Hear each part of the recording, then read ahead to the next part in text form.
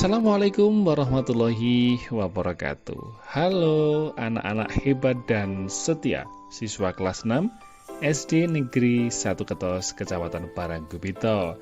Jumpa lagi dengan Pak Hendra Widianto, dan kali ini kita akan belajar pendidikan agama Islam budi pekerti, yaitu pelajaran keempat tentang hukum halal dan haram. Yuk, simak baik-baik ya. Adapun tujuan pembelajaran dalam pelajaran ini, yang pertama, menjelaskan definisi halal dan haram. Kemudian yang kedua, menyebutkan dasar hukum halal dan haram. Tujuan pembelajaran yang ketiga adalah menjelaskan sebab-sebab halal dan haram. Kemudian yang keempat adalah membuat paparan tentang hukum halal dan haram.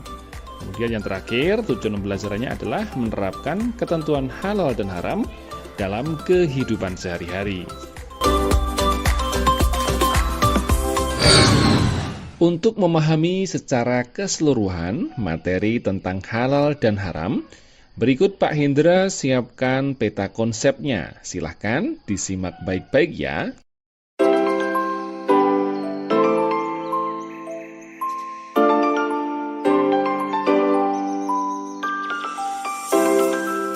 Baik anak-anak semuanya, sekarang mari kita mulai untuk pembahasannya ya. Yang pertama tentang definisi halal dan haram. Halal adalah segala sesuatu yang diperbolehkan oleh syariat Islam untuk digunakan, dikonsumsi, atau dilakukan. Sedangkan haram adalah segala sesuatu yang dilarang oleh syariat untuk digunakan, dikonsumsi, atau dilakukan. Lalu yang berikutnya adalah berkaitan tentang dasar hukum halal dan haram. Apa yang menyebabkan hal itu dikatakan haram atau juga dikatakan sebagai hal yang halal? Yang pertama tentu adalah pedoman hidup kita yang utama, yaitu Al-Quran. Al-Quran adalah sumber hukum utama dalam ajaran Islam. Segala yang dihalalkan dalam Al-Quran adalah pasti halalnya, dan segala yang diharamkan di dalam Al-Quran maka sudah pasti haramnya. Penetapan halal dan haram itu adalah hak dan kekuasaan Allah Subhanahu wa Ta'ala yang Maha Tahu atas apa yang diciptakannya. Quran Surat Al-Maidah ayat 87. Lalu dasar hukum halal dan haram yang kedua adalah Al-Hadis. Apa itu Al-Hadis?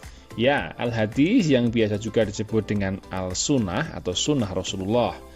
Sunnah merupakan perkataan atau disebut dengan sabda, perbuatan, ketetapan, dan persetujuan dari Nabi kita Muhammad SAW yang dijadikan landasan syariat Islam. Al-Hadis atau Al-Sunnah merupakan sumber hukum kedua setelah kitab suci Al-Quran dalam menetapkan hukum dan peraturan agama, termasuk juga masalah halal dan juga haram.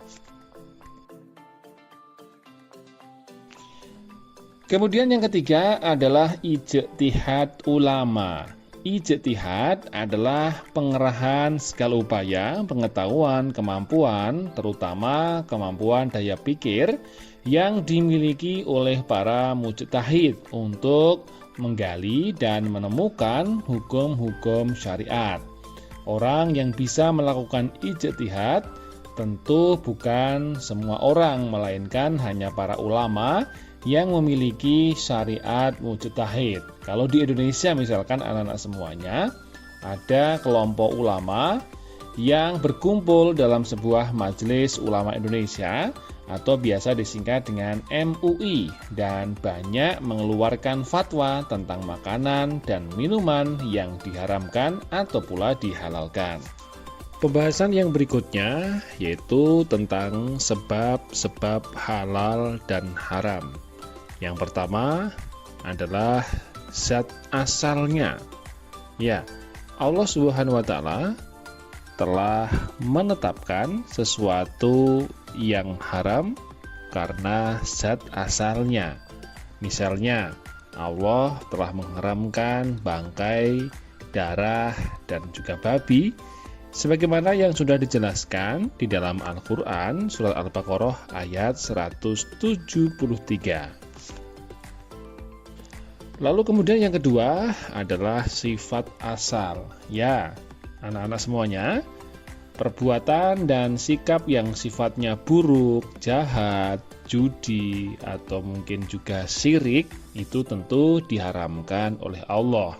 Sebuah sifat buruk yang dilakukan, walau mungkin dengan niat dan tujuan yang baik, cara dan hasil sebagus apapun, maka akan tetap dikatakan sebagai haram, karena dari awalnya memang memiliki sifat asal yang haram.